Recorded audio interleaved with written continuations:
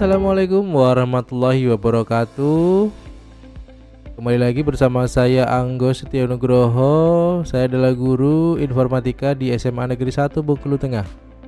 Kali ini saya akan meresum kembali modul 4 yang sebelumnya saya sudah mereview modul 1, 2, dan 3. Ini adalah modul terakhir dalam BIMTEK Informatika pada kurikulum Merdeka. Terima kasih, semoga bermanfaat dan selamat menyaksikan.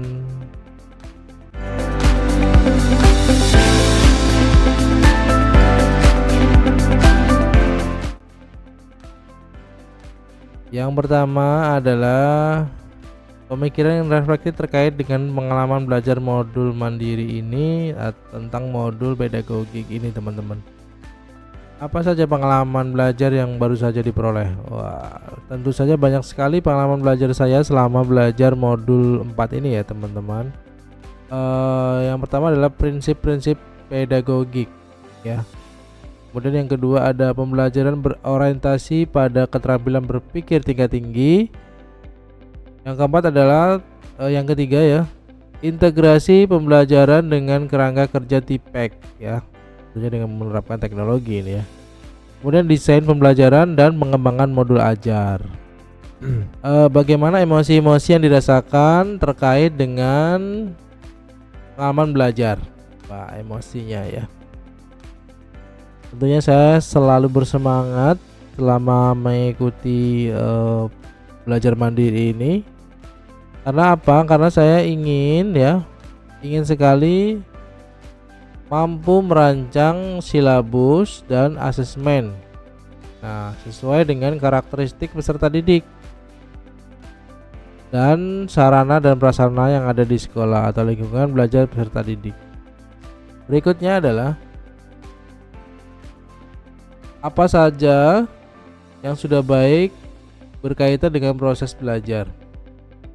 Jadi selama ini saya sudah menerapkan proses literasi dalam proses pembelajaran dan mengetahui keadaan siswa sebelum belajar dimulai. Misalnya siswa itu sedang mood atau tidak.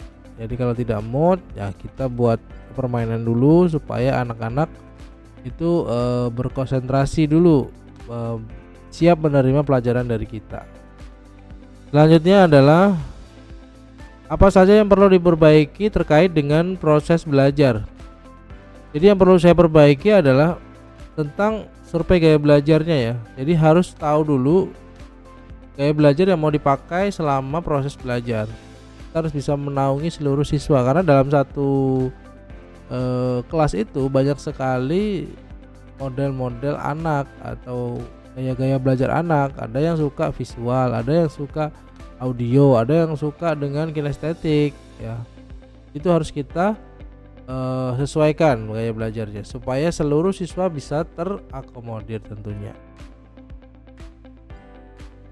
Selanjutnya adalah analisis implementasi modul 4 ini dalam konteks guru informatika. Apa pertanyaan kritis? Jadi pertanyaan dari saya adalah supaya tergali materi lebih jauh adalah bagaimana sih cara memilih model-model pembelajaran yang sesuai dengan materi agar kegiatan belajar bisa terlaksana dengan baik. Jadi model-model pembelajaran itu apa saja?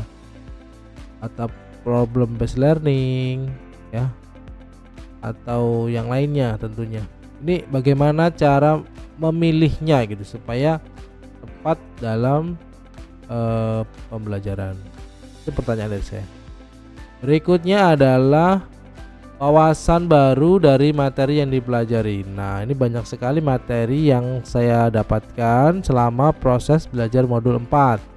Yang pertama adalah mengembangkan proses pembelajaran HOTS ya.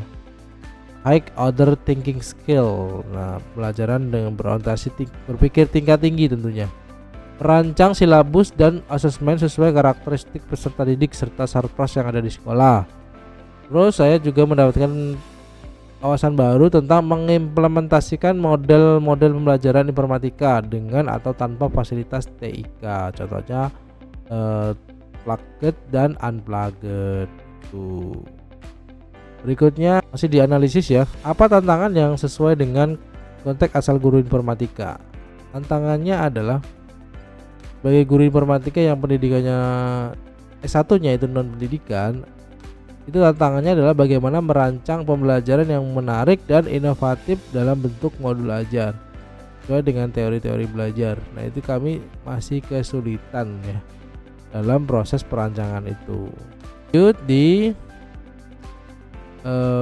apa saja alternatif solusinya. Jadi solusi dari saya adalah terkait dengan tantangan tersebut dengan menerapkan ilmu pedagogik sesuai dengan yang ada pada modul 4 ini, walaupun masih belum terlalu sesuai ya, dengan menerapkan beberapa teori dan gaya belajar sesuai minat peserta didik.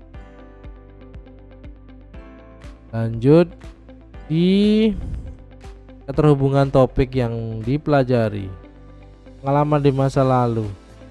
Jadi waktu masa lalu saya itu mengajar ke semua peserta didik dengan gaya belajar yang sama, ceramah aja, kemudian pakai visual aja atau pakai audio saja, tanpa harus menaungi seluruh kemauan siswa. Jadi hasil dari belajarnya kurang maksimal gitu.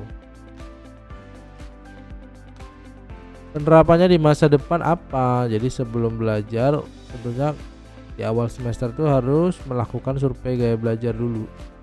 Jadi peserta terus tahu nih data diri siswa. Si A itu sukanya belajar apa, si B sukanya dengan gaya belajar apa. Dengan itu kita bisa mengetahui persentase penggunaan gaya belajar. Misalnya 50% anak tuh suka auditory, berarti kita harus sering-sering menggunakan suara tentunya. Kalau misalnya 90% anak suka visual, berarti kita bisa menggunakan PowerPoint, bisa menggunakan video dan lain-lain sebagainya tentunya. Berikutnya konsep atau praktek baik yang dilakukan dari modul. Ya, saya akan mengembangkan kompetensi sebagai guru informatika serta mengimplementasikan beberapa model pembelajaran sesuai dengan capaian pembelajaran. Berikutnya adalah praktik baik yang dilakukan di mata pelajaran lain. Ya, dengan cara mengembangkan ilmu pedagogik dengan berkolaborasi antar guru untuk menciptakan pengalaman belajar yang baik. Ya. Baik, mungkin itu saja review dan resume dari saya di modul 4 ini.